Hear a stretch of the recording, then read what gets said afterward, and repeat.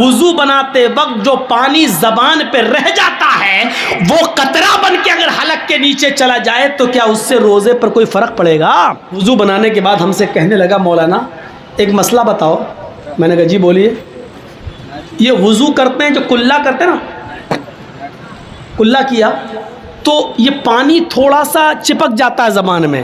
بھائی کلا کریں گے ایسے کریں گے تو اب پانی تو زبان میں تھوڑا سا لگ ہی جائے گا نا. ایسے تو کوئی نہیں کرتا ہے، پانی کو تھوک رہا ہو تو پانی زبان میں لگ جاتا ہے.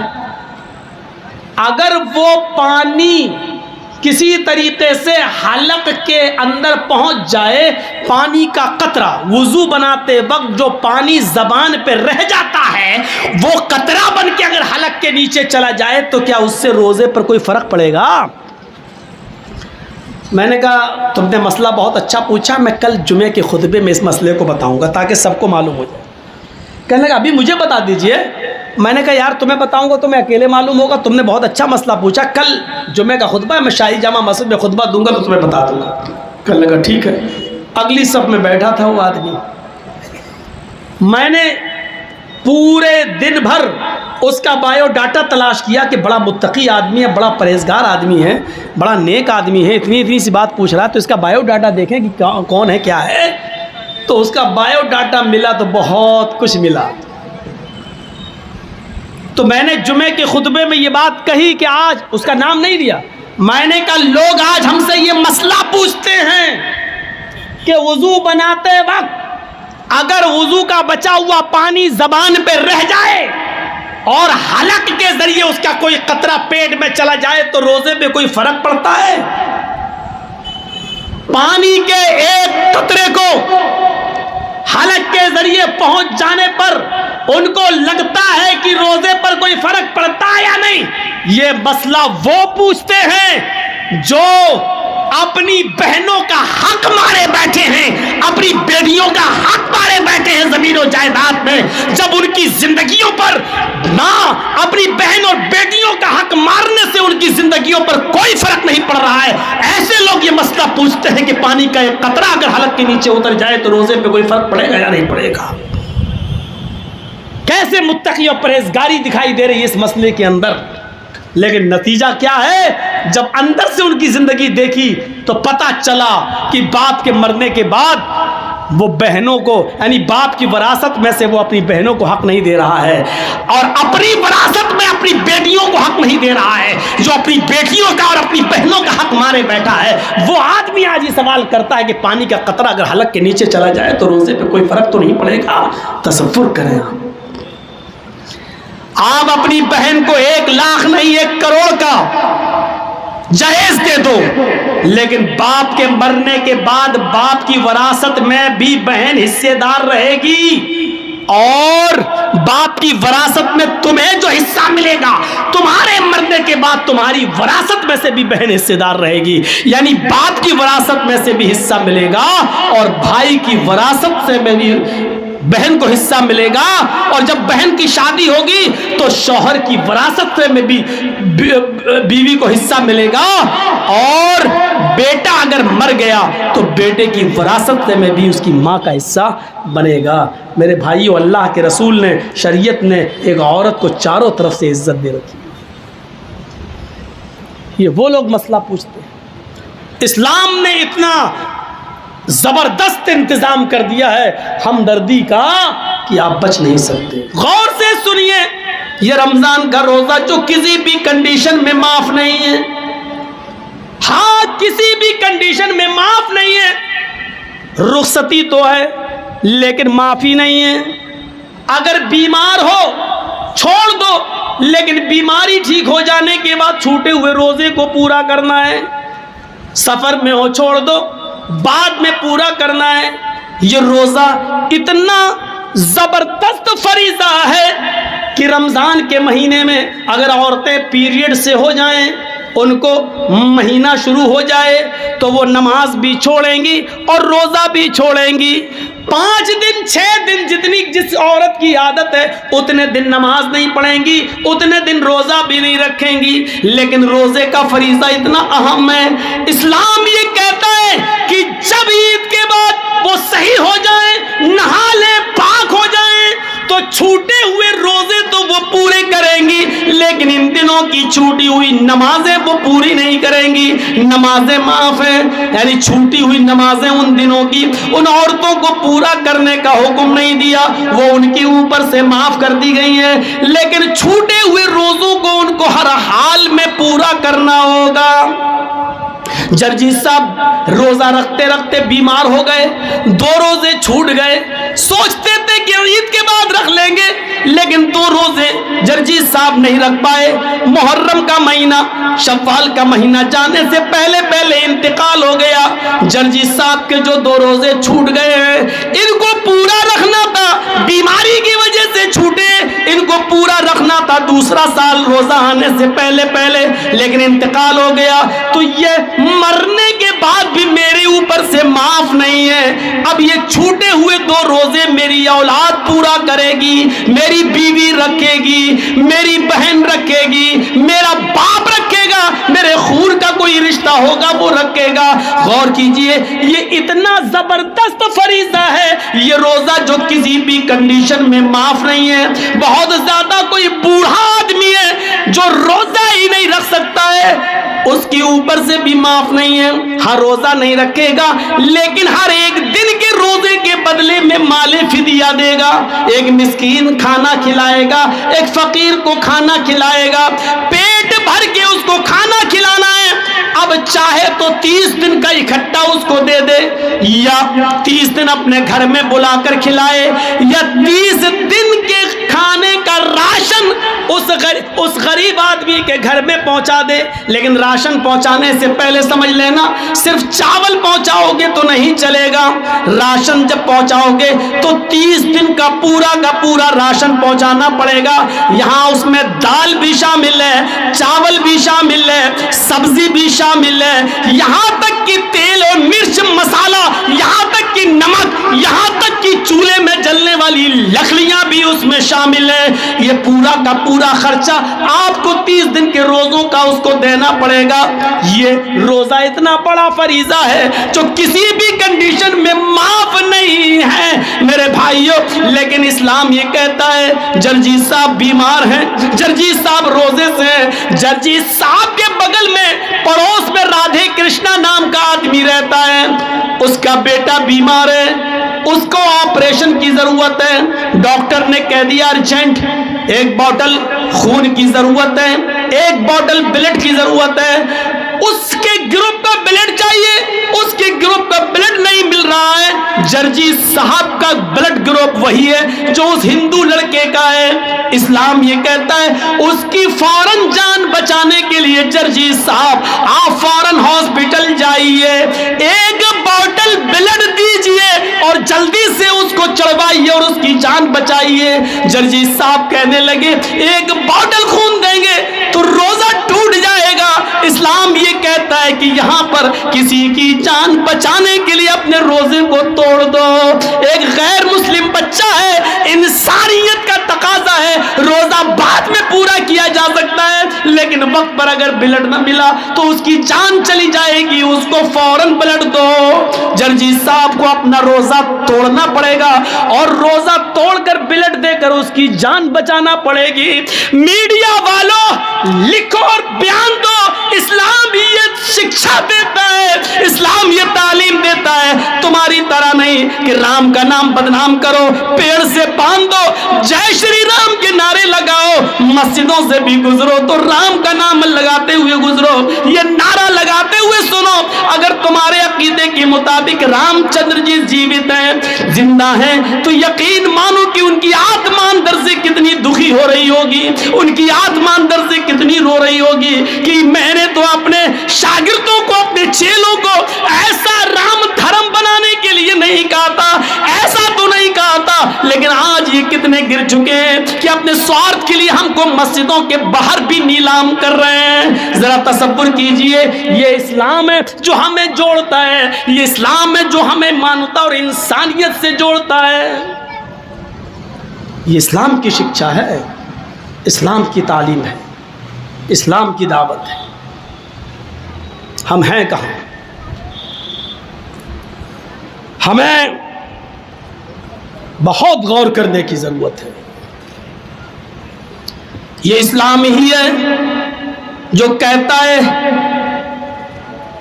واللہ لا یؤمن، اللہ کی قسم وہ مومن نہیں۔ حضرت عائشہ پوچھتی ہے کون مومن نہیں؟ اور اللہ کے نبی کہتے ہیں وہ مومن نہیں جو خود پیٹ بھر کے کھانا کھا لے اور اس کا پڑوسی بھوکا سو جائے۔ اور پڑوسی میں ہندو اور مسلمان کی کوئی قید نہیں لگائی، پڑوسی ہے چاہے وہ جو بھی ہو۔ حضرت عبداللہ ابن عمر بڑے صحابی گزرے ہیں، ان کا پڑوسی یہودی تھا، ان کے گھر بچہ پیدا ہوا۔ کس کے؟ عبداللہ ابن عمر کے گھر میں ڈلیوری ہوئی، ولادت ہوئی، بچہ پیدا ہوا۔ 7ویں دن انہوں نے اپنے بچے کا عقیقہ کیا۔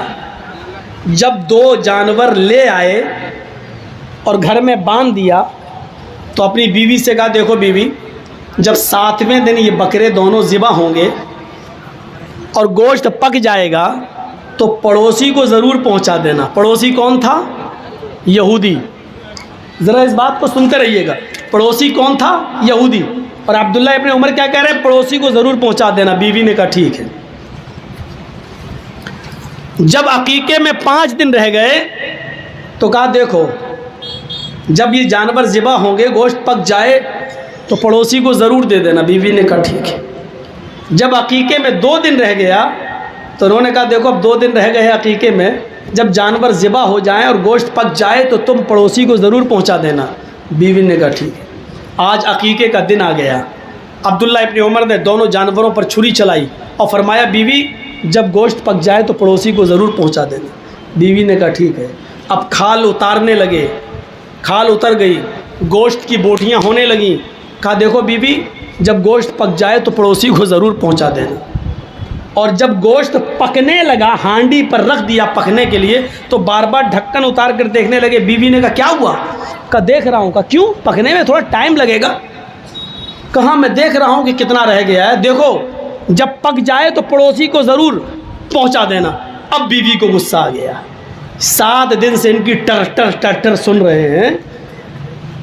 تو بیوی نے کہا ارے سن لیا میں نے، 7 دن سے آپ چلاتے چلے جا رہے ہیں پڑوسی کو دے دینا، پڑوسی کو دے دینا۔ ارے میں آپ کی بیوی ہوں، ذمہ داری سمجھتی ہوں، آپ نے کہہ دیا پکنے تو دیجیے، میں پہنچا دوں گا، پہنچا دوں گی، کیوں پریشان ہیں آپ؟ اب چپ ہو گئے۔ کہنے لگے بیوی ڈانٹ کیوں رہی ہو؟ کہا بار بار کہتے چلے جا رہے ہیں کسی بات کو۔ ارے میں نے، آپ نے کہہ دیا، میں نے سن لیا، میں پہنچا دوں گی، پکنے تو دیجیے۔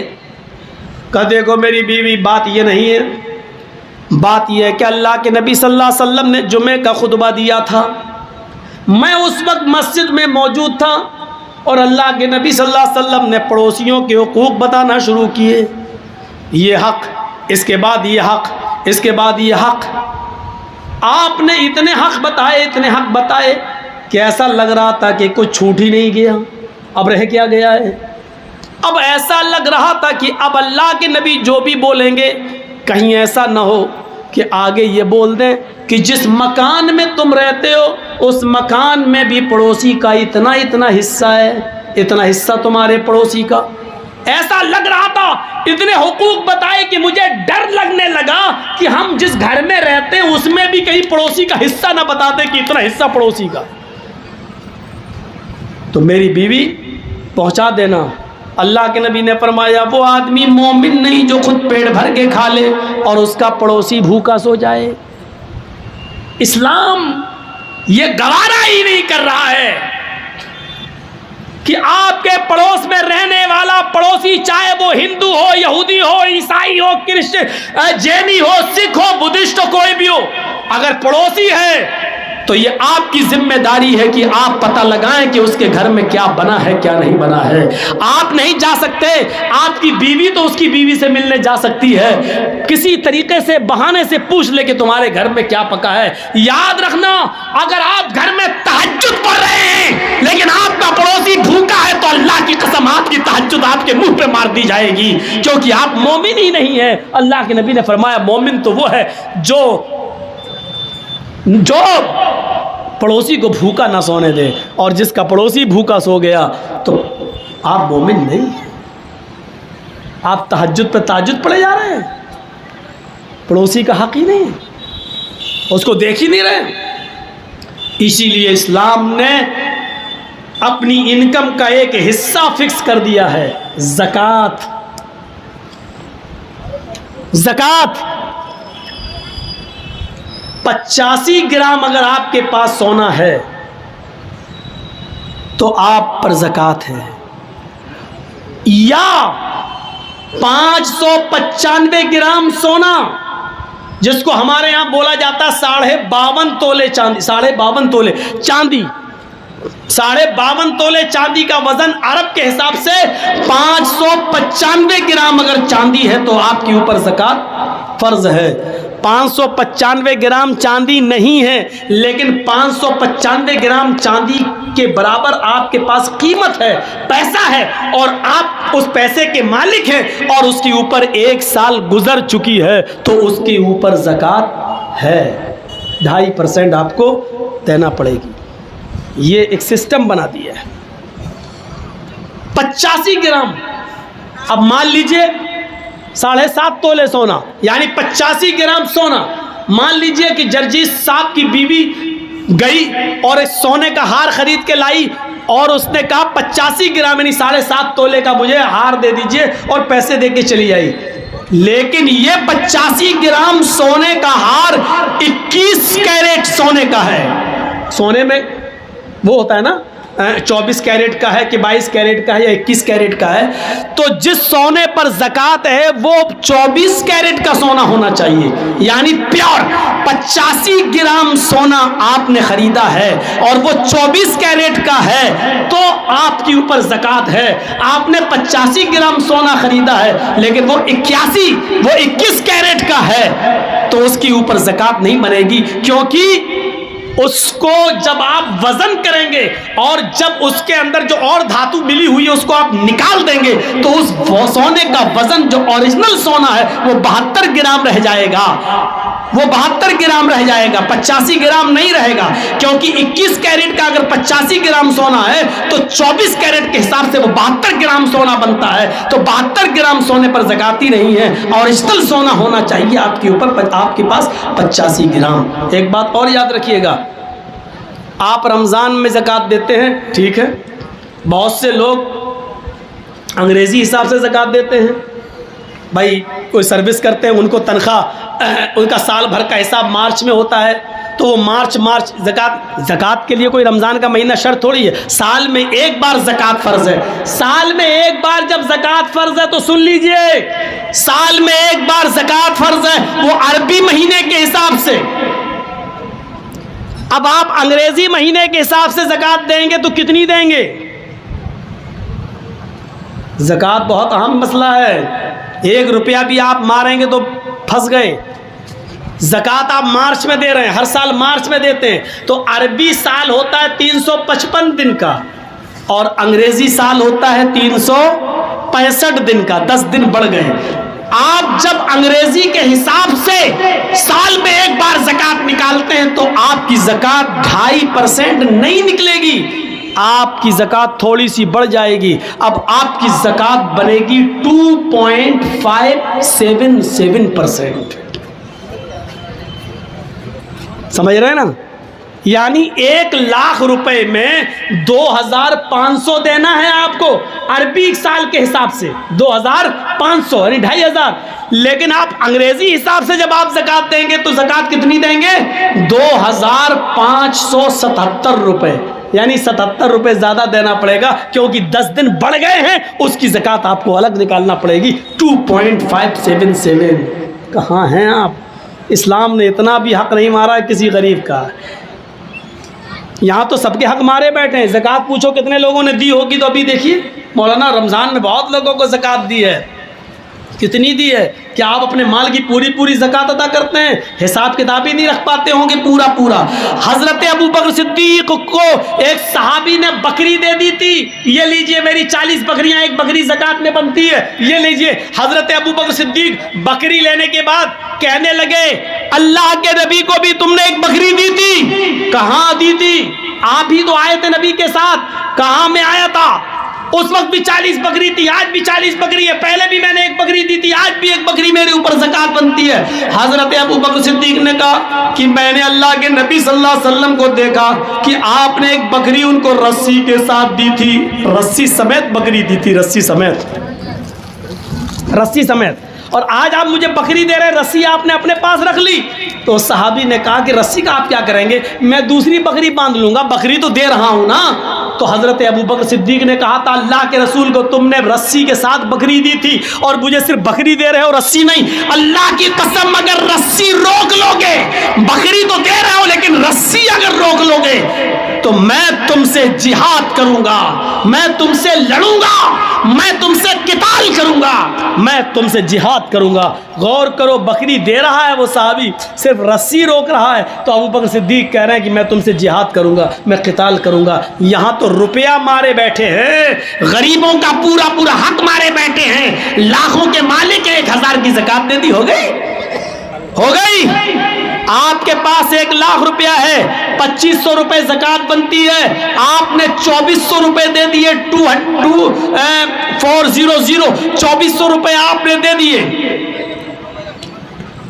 2400 2400 روپے آپ نے دے دیے، 100 روپے روک لیا یا نہیں دیا، آپ کی 2400 روپے کی زکوٰۃ بیکار، آپ نے غریبوں کا حق مارا ہے۔